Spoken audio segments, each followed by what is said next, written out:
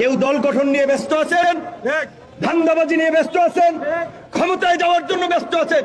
অথচ যেই ফ্যাসিস্ট শক্তির বিরুদ্ধে আমরা লড়াই করলাম, এই গণহত্যাকারীদের বিচারের দাবিতে কোনো দলের আওয়াজ নাই। বরঞ্চ সবাই তাদেরকে রাজনৈতিক স্পেস দিতে চায়, আগামী নির্বাচনেও সুযোগ দিতে চায়।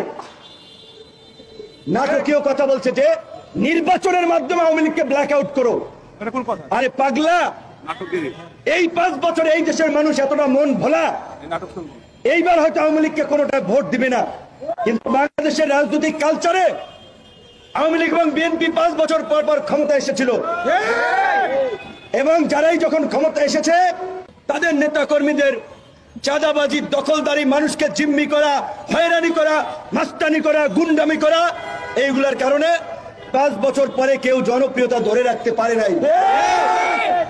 সুতরাং এখন যদি বিএনপির বিকল্প আরেকটা শক্তিশালী রাজনৈতিক দল করে না উঠে, ওই আবার আওয়ামী লীগের আসার কিন্তু সুযোগ থাকবে।